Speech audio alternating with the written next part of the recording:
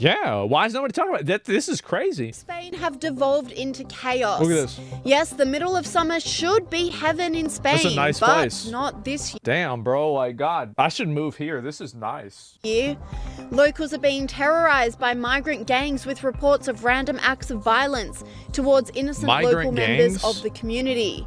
The chaos started when an elderly local Spanish man was brutally beaten out of nowhere in Torre Pachato by a North African gang. So basically, this is what happened. This dude got the shit beat out of him by some migrants, and now it's radicalized pretty much a lot of people in the country. And they're going out and, you know, they're pissed. They're real mad. Of thuggery sparked outrage in the community, leading to a weekend of wild clashes between locals and migrant groups. Yep. You see him?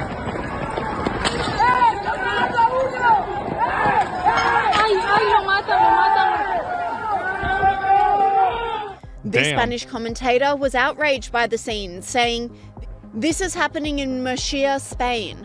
Hundreds of armed migrants are attacking Spaniards just for being Spaniards. How are they not deported by now?"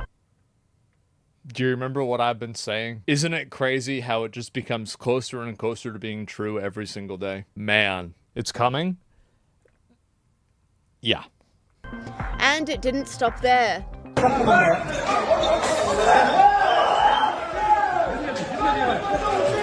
It's literally the purge.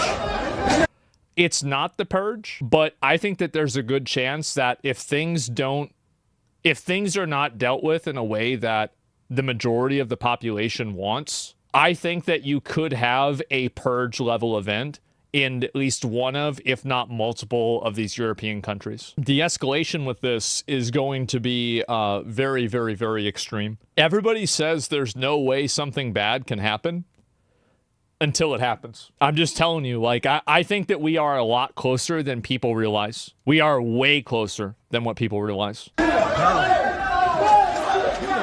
This commentator is blasting the media for their lack of coverage on the issue, saying, "Chaos in Spain.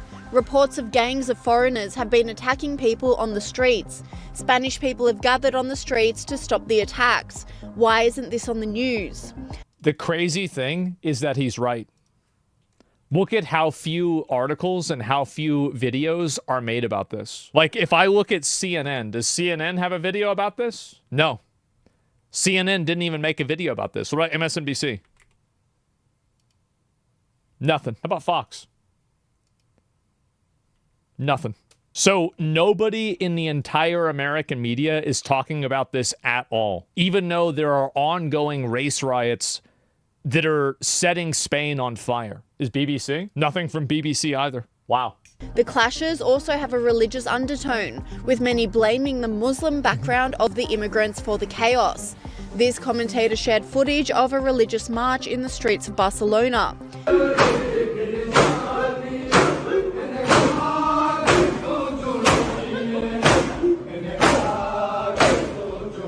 He said, "Military-aged Muslim men take over streets in Spain to show the citizens they are taking control. It is intimidation designed to silence dissent." But these locals had enough and began chanting This is what's going to happen. in defense of Christianity, saying Spain is Christian, not Muslim.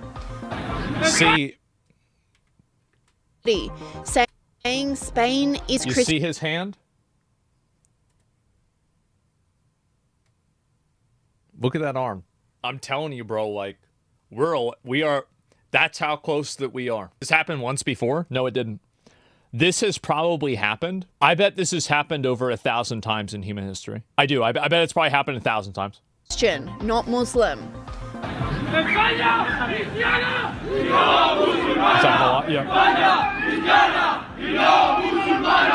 And again on the streets with larger protest groups gathering to reclaim their country.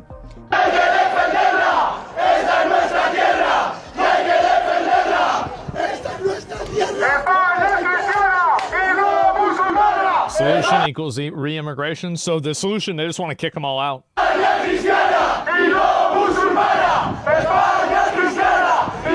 And all of this chaos is leading some commentators and locals alike to question the need for so much migration. So you now have ethnic conflict within Spain because of immigration. Immigrants came in, attacked an old man for no reason. Spaniards retaliated, and now the migrants are ganging up to attack Spaniards. And this is supposed to be good for the country. House prices increase, quality of life goes down, wages stay low, social capital goes down, there's ethnic conflict, trust in community goes down, community involvement goes down. But yeah, immigration. Police clashed with pro-Spain protesters outside a migrant centre in Madrid. With pro-Spain protesters? What? Oh, man. Oh, God. Ah, jeez. You can't make this up? Yeah. Welcome to Europe. We have it rough, bro.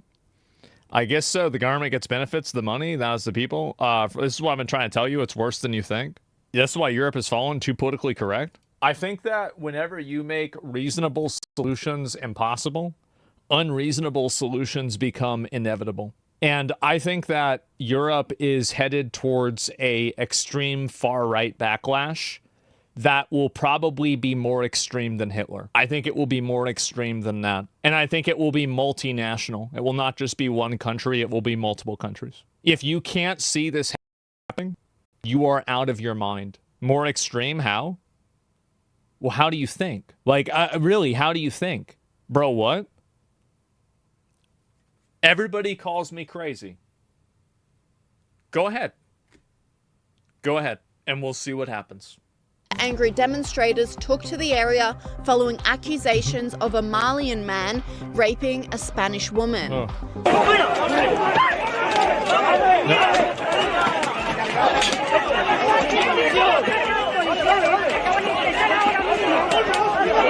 This commentator applauded the rebellion, saying it's about time. Push back before it's too late.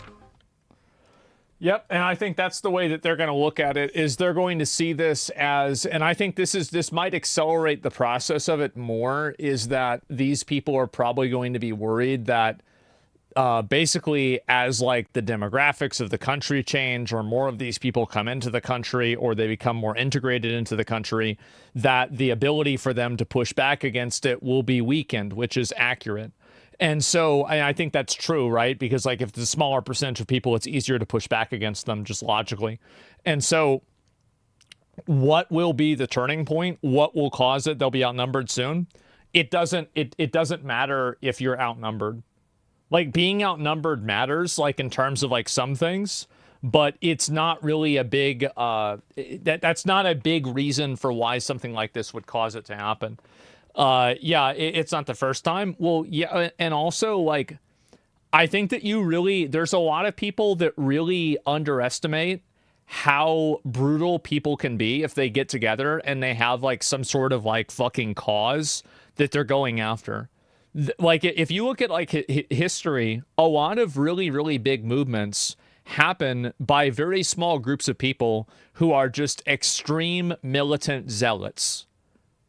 So the entire idea of being outnumbered, like, I mean, you still get 300, right? But like, that's like, it's like, I don't think that, by the way, I don't think this is a good thing. I think that the ultimate outcome for this is going to be an authoritarian, hyper-fascist state that is completely suppressive to any sort of viewpoint that's contrary to the state. I think that basically this illegal migration stuff, what it's going to do is it's going to create the opposite pendulum effect. And yes, it will remove like a lot of these migrant problems, but it will replace the migrant problems with new problems. It's not like this is going to just happen and all the problems are going to go away.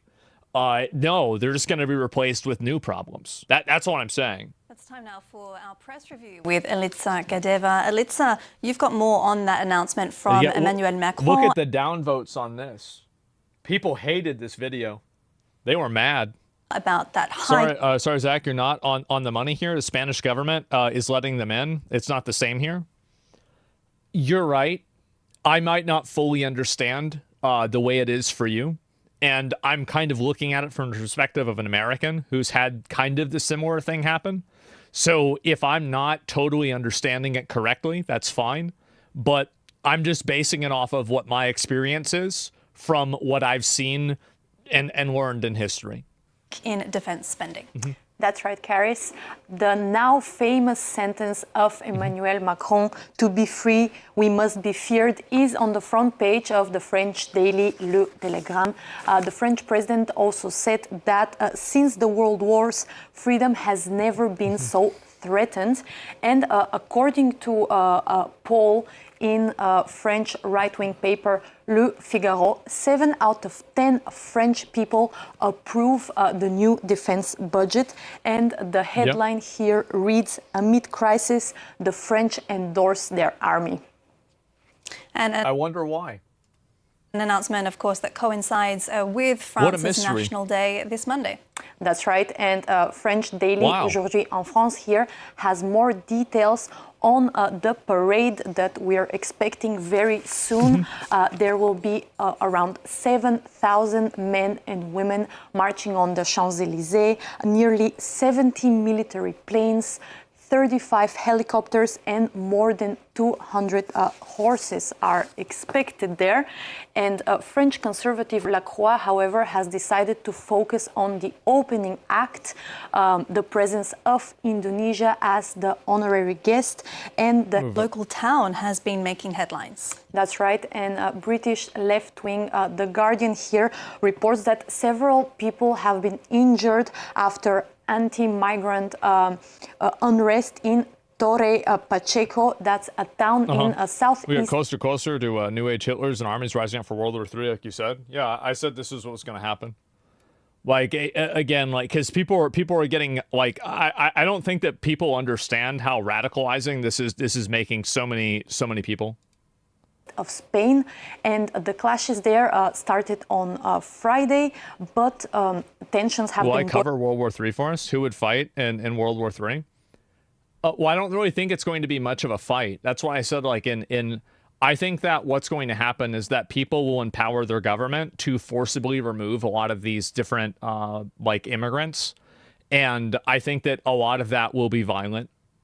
I think that's what's going to happen. I have a pretty good feeling that that's what's going to happen. I don't know which country is going to do it first, but in the same way that I think that, like, you think about how El Salvador arresting a bunch of those people kind of changed the Overton window about how incarceration and how policing should be done, because it showed that, for example, like, if you do arrest a bunch of people, then, you know, the crime is going to go down massively. I think that as soon as one country does this, and, like, if it gets rid of the illegals, I think that many other countries will follow it immediately. And I think the same thing happened recently with, like, businesses here in America. As soon as Elon fired 80% of the people and the staff, you know, at Twitter, and then Twitter worked the same way, how many other businesses went and they did the exact same thing?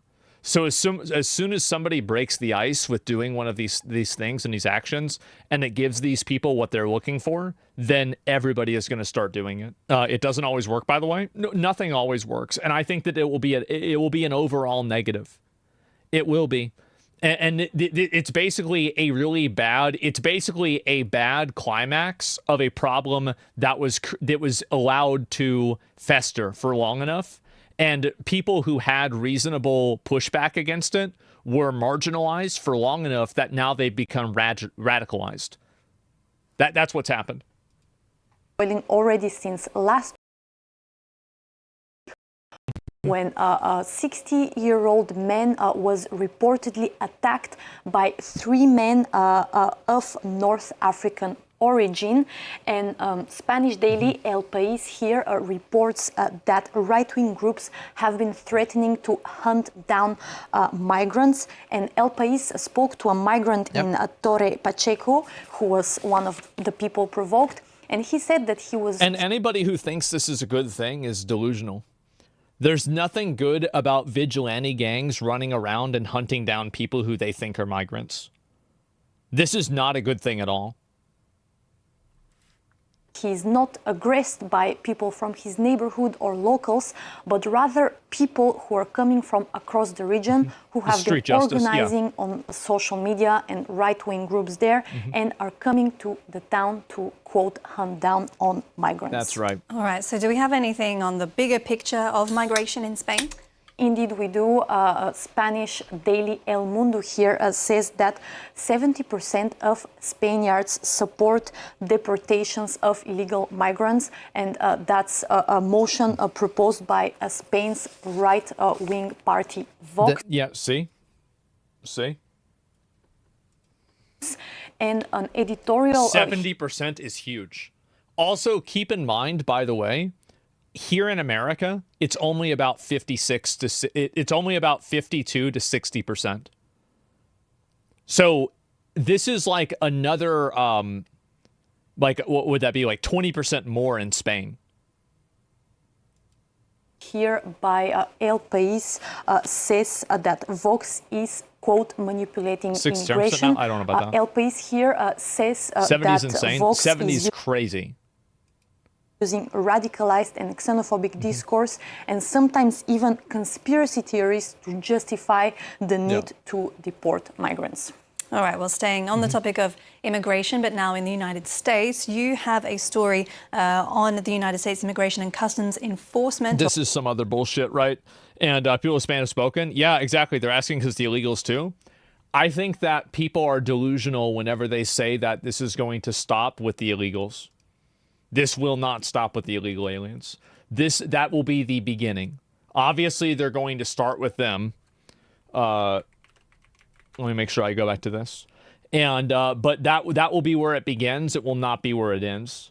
And so let me go back over here. Migrants here's more of these right here. And there's even this is even like a live video too.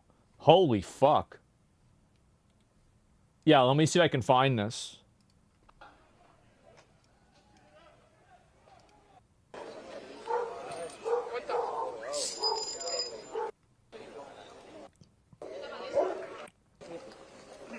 This doesn't really seem that... Oh, yeah, here we go.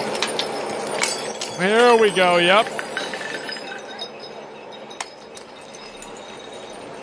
See, people be like, never want to travel to other countries, just say we have zero migrants. It's easier for people like me who say they never want to travel to other countries, say we should have zero migrants. Wait, what? Wait, what? What is this? You think, like, wait, so you think that I'm against tourism?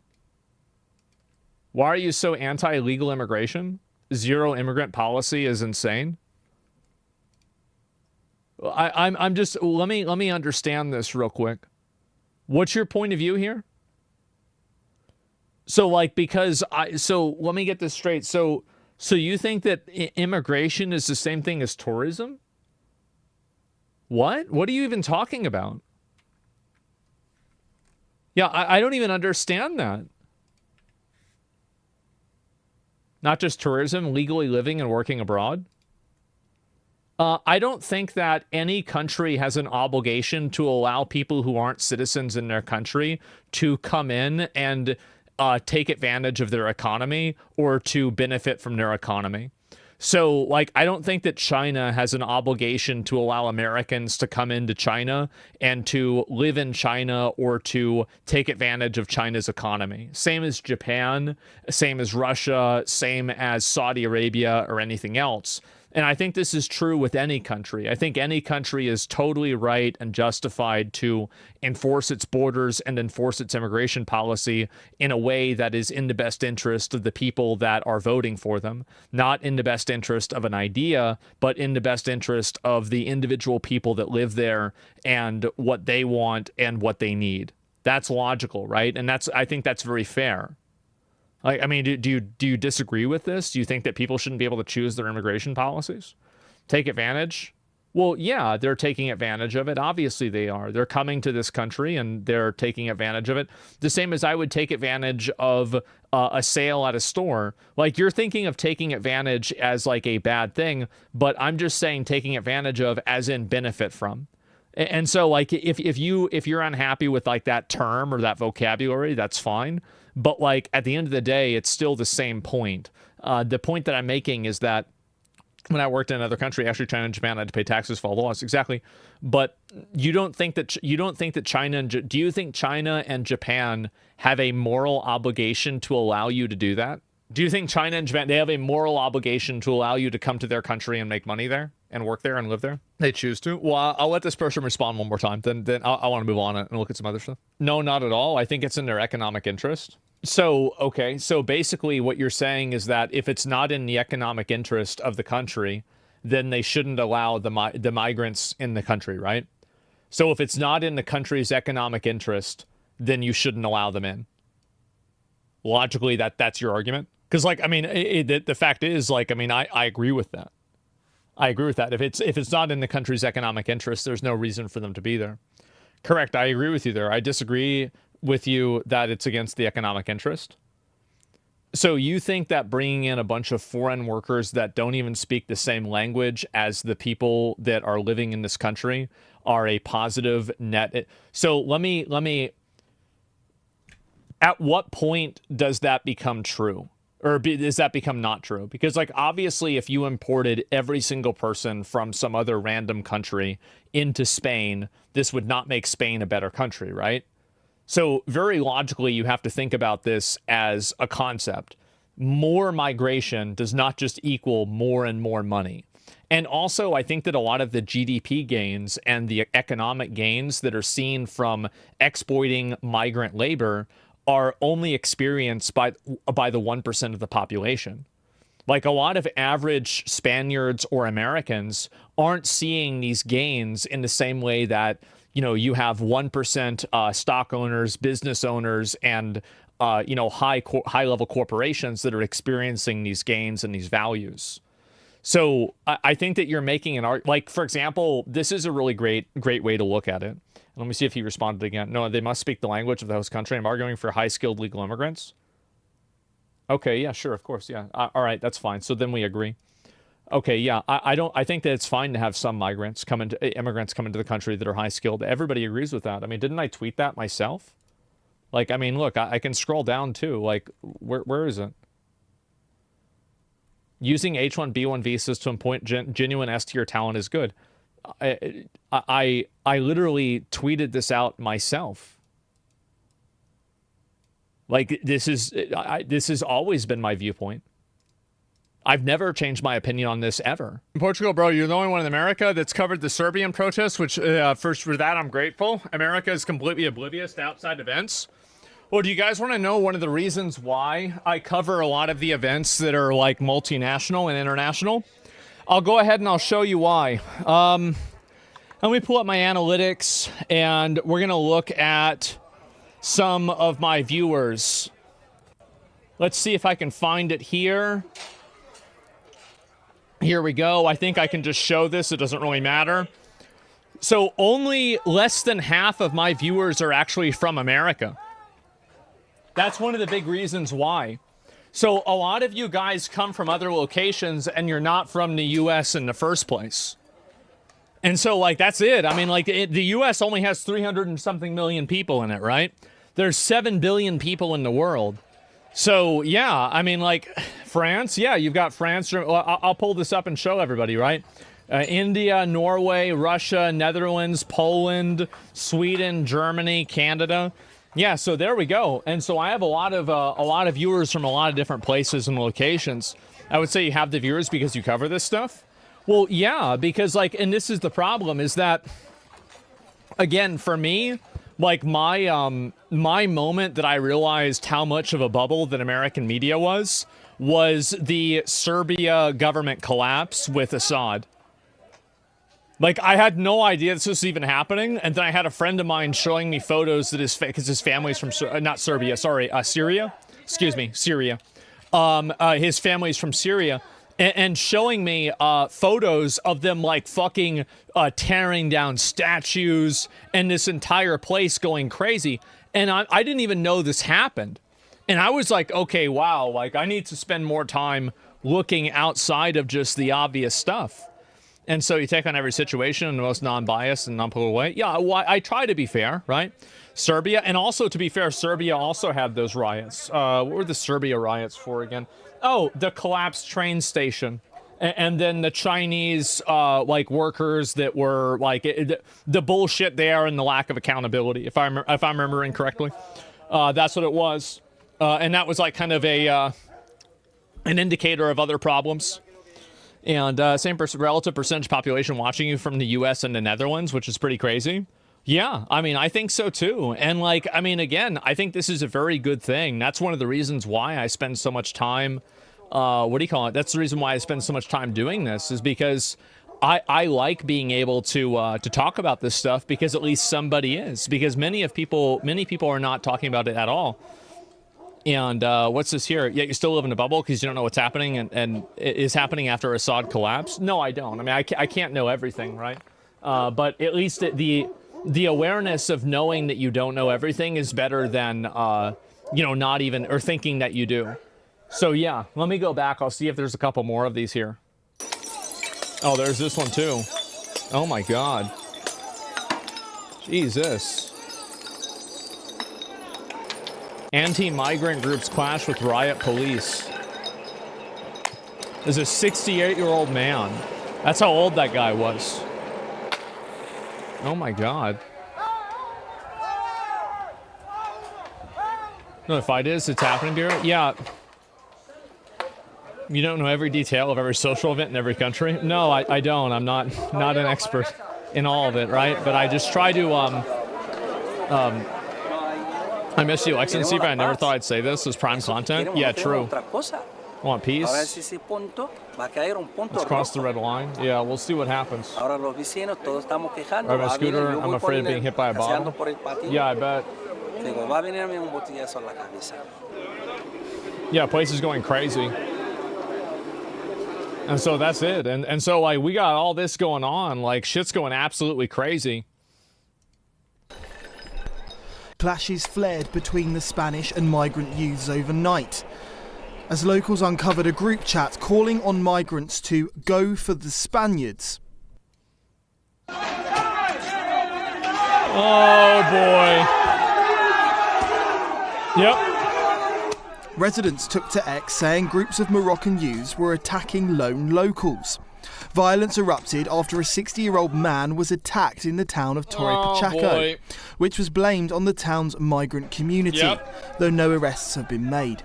Furious locals confronted one man of Moroccan origin who took out his phone to show he had nothing to do with the attack, but in doing so, locals saw a group chat which called on migrants to go for the Spaniards. What does this say? What does this say in American? Now, I don't know what this means.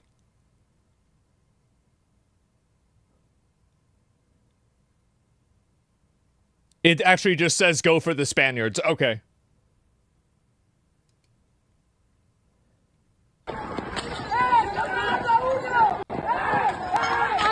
This was live streamed and went viral around Spain, seeming to confirm locals' fears the migrants wanted to attack them. Clashes ensued as Spaniards accused the police of targeting them.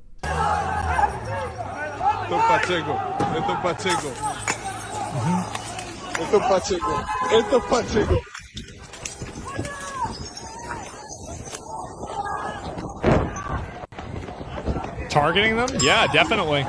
Go for the Spaniards is a call to action. Yeah, of course it is. I mean, I feel like this is very clearly a two-sided thing. Like, obviously, like, they beat up that guy. Then you had a bunch of, like, pro-nationalist people that went after them. Now they're trying to respond because people in their community got attacked. It's a PvP zone now. Exactly. Are people in Spain allowed to have firearms? I don't know. It's a boiling point? I don't know. The unrest spread to other parts of Spain. It's hard to say. Holy... Is he running down with a spear? Oh my god. Holy shit. The country's version of BBC Verify tried to calm tensions by combating misinformation. It's fake, yeah, who knows? But the first comment on YouTube said they are one drink away from saying the old man self-harmed.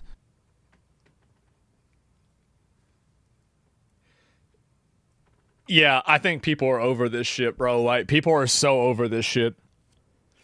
Yeah, and this is also on YouTube. YouTube is a very, it's a pretty open platform, so like you can have pretty much whatever opinion you want on YouTube. And because of that, I think that you're going to see a lot of people saying shit like this. It's going to be super common. Perhaps representing citizens' distrust. National newspaper El País said the Spaniards involved in the clashes had started on the migrant community in Torre Pacheco, who were fearful of further attacks. That there was an organised hunt for the migrants perpetrated by the far right. Bro, the migrants started the first organised attacks. What are you saying? Well, maybe that's right. I mean, I don't know. Like, I was just assuming that's what the chain of events was. But either way, it's very clearly that this is, at this point now, it's a two-sided thing. Right, they're attacking each other. YouTube censors heavily. YouTube doesn't censor at all compared to other places, though. It went on to say the groups were outsiders, not locals who got along well with the migrants. That the Moroccans were in fact Spanish, but they felt alienated from the country, which meant they were unhappy, unemployed and not studying. I feel like, I mean, how can you call them Spanish if you're defining them by another ethnicity? I mean, I think that there's very much a racial and an ethnic component to this. And a religious component to this. Like, you really, I mean, like, if you can't see that, you're out of your mind. You're trying not to see it. In one clip, a migrant can be seen yelling homophobic epithets to the Spanish residents while waving a Moroccan flag.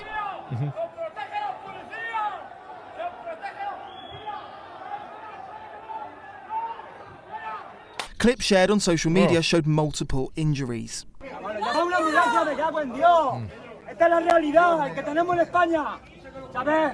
Multiple people had sustained the injuries and there had been at least one arrest.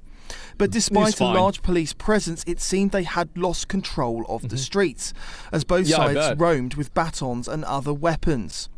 The Conservative head of the Murcian regional government, Fernando López Miras, said in a post on X, Torre Pacheco must get back to normal. I understand the frustration, but nothing justifies violence. Watching on, I think the problem is that, and this is the reason why people are getting violent right now, is because they've tried to, I think that this has been something that's been going on in a lot of Western countries. I don't really know about Spain particularly, but I think the reason why people are resorting to violence is because having he was saying to protect the police, what the fuck? Well, I don't know. But what I'm saying is that violence is always justified. Well, I don't think so. It's that people, they don't feel like there is a democratic or like a diplomatic way of solving this problem, because anybody who has these viewpoints is marginalized. And I think that if you marginalize enough people, you create a extreme radical group. And I think that's clearly what's happening here. And I think this is happening all over Europe. And Leo and his panel said Britain had to get control of its borders if it's to avoid such scenes repeating themselves here. Hello, I'm Bev Turner. Now, it can feel like the money in our bank accounts at the moment does not keep up with the cost of living. And maybe there's a solution. Attack on an elderly man by unknown assailants earlier in the week. 5 people were hurt. 1 was arrested during the unrest in Torre Pacheco, or Pacheco. And it's one of the worst such episodes of unrest in the country Spain has seen in recent decades. So, Paul, I'll say again, I do not want to see this happening in the UK. I hope tensions don't boil over to a point where... it will happen in the UK. And I think that also, like, and this is what's going to happen, is that as soon as one country is able to have, like, a pushback against this that is successful, I think that what that's going to do is it's going to create a cascading effect that will make a bunch of other people feel emboldened to do it as well. And I think that's really what's going to happen. Like, as soon as, basically, it's going to be like dominoes. As soon as it happens in one place, then it will happen everywhere.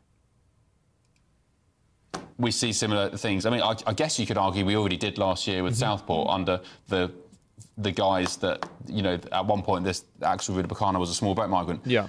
But is this a sign of things to come? No, of course it is. I mean, already we've described the people that are the aggressors in this situation are far right. It's not far right to want to protect your community. It's not far right to want to protect your country. It's not far right to want to protect the incumbent culture in which you can well be very proud of without being far right. What's happening in Spain, what's happening in France... The problem is also that if you call enough people far right, they're going to start agreeing with you.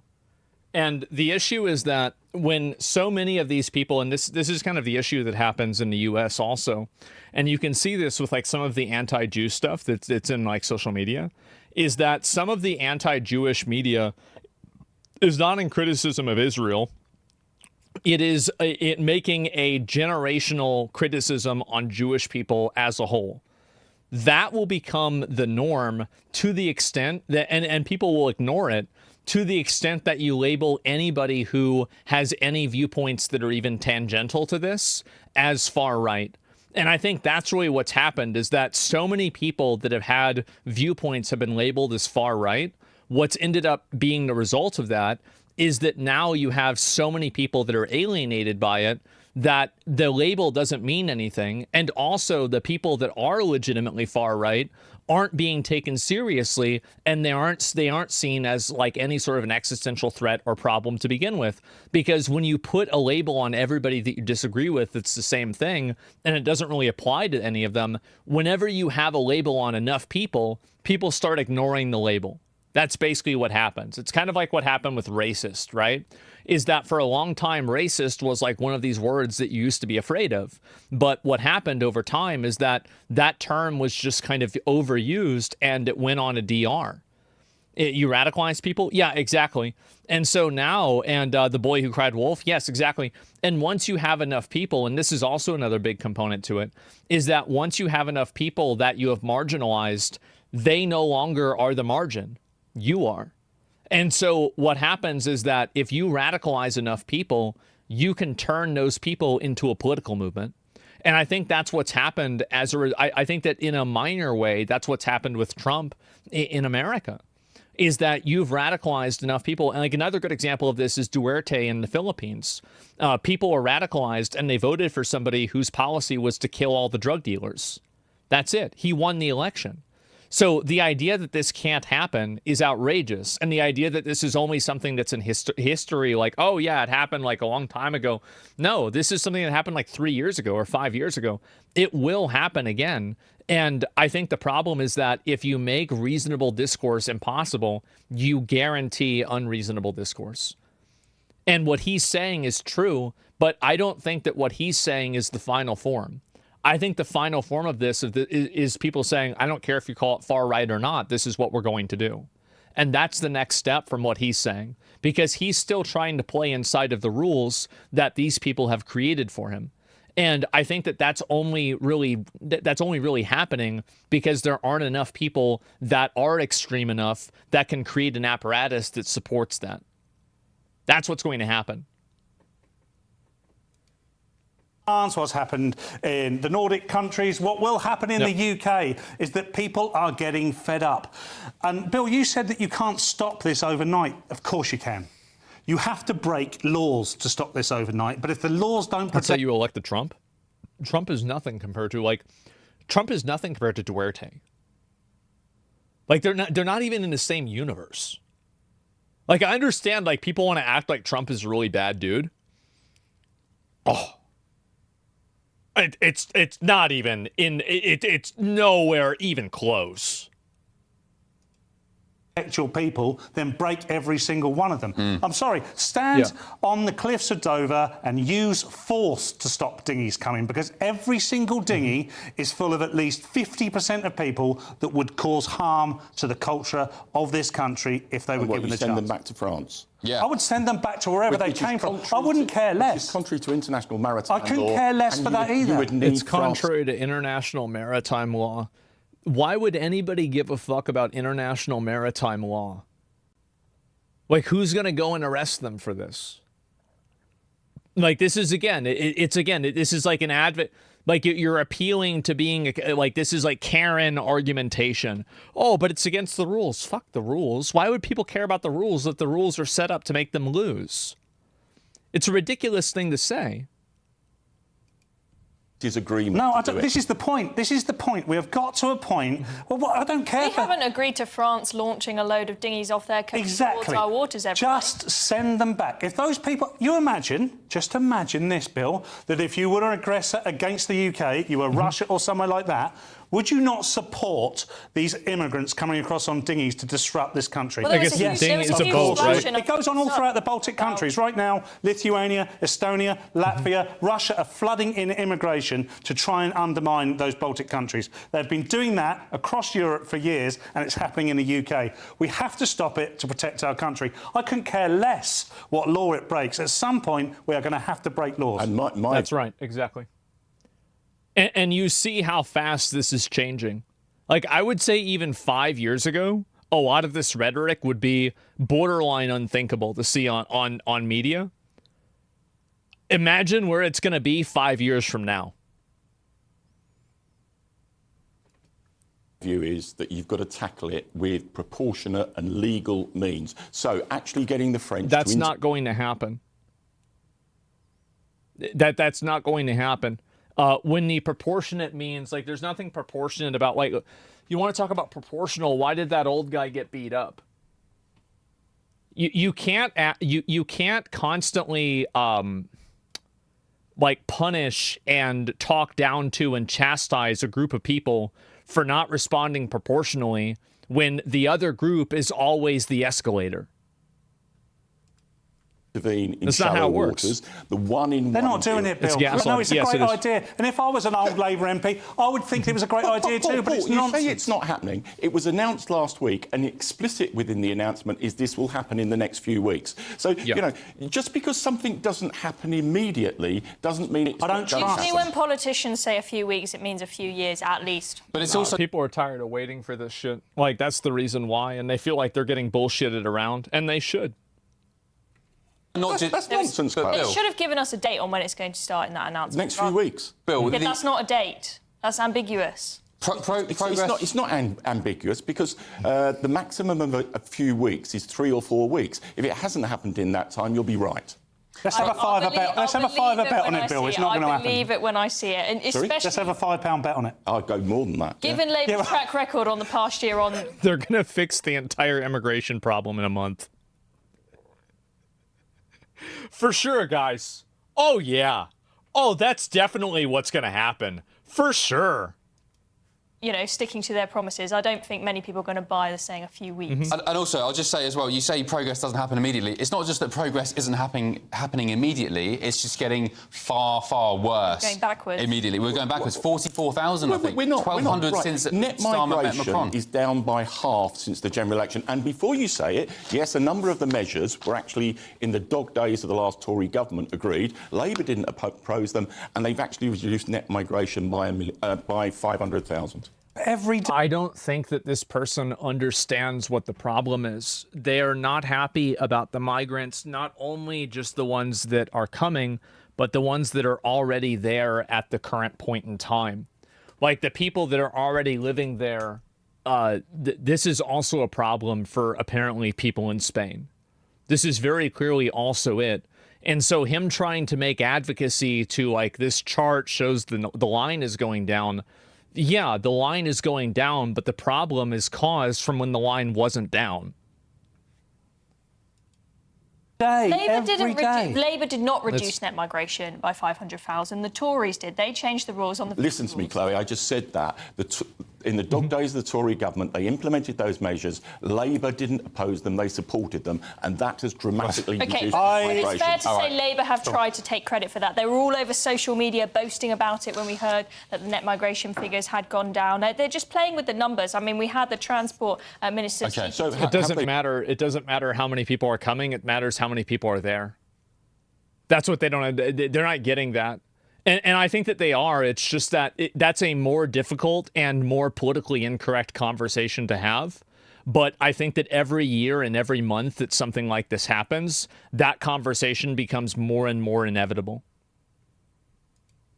Maybe Militoni earlier. Have they reduced by half? Yes, they have. Yes, they have. Yeah. But they didn't do it. You may say, Tories. technically they supported the Tories. It wasn't their measure. All right, great debate. I will just say, for Doesn't matter. Ofcom reasons, of course, we do not promote illegality or criminality, but I think, Paul, you were referring to breaking laws, international laws, maritime laws and so on, which isn't, isn't the same as domestic British No, I'm law. not, and I don't want to see any. I don't want to see any violence. What I'm saying is, if you stuck a naval ship at Dover and you used our Royal Navy to stop the immigrants coming across on the dinghies, it would stop very quickly. Yeah, if they want to do it, they can do it. If you just call a national...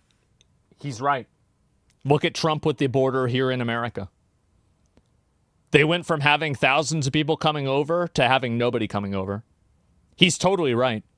If they wanted to stop this problem, they would stop the problem. Emergency, say the security of men, women, girls, children in this country is under threat, you can do what you want. Well, I'd argue you do what you want anyway. Stuff it. Well, there it is. And so, yeah, it looks like this shit is burning down. And all of this is happening now, too. And you can see very clearly this was a year ago, right? I mean, this problem was just kind of ignored. And that's it. Like, yeah, and that's why things are going crazy now. Our leaders are tyrants. Remember the fist bump border guard? I don't remember that at all. They'll go on about breaking the law, yet see Russian subs in the water. People don't care about... The thing is that people don't give a shit about the law when the law is done in a way that puts them at a disadvantage. That's the reason why. People will not advocate. Like, there is a lot of like, oh, whoa, it's against the law. This is bad. You're not supposed to do this. It doesn't matter to these people when that happens and it's still hurting them. And so if the law is set up and it's put in a design that negatively affects people, then that's it. It's not just this. It happened to 3 people closest to the Spanish president found guilty of corruption.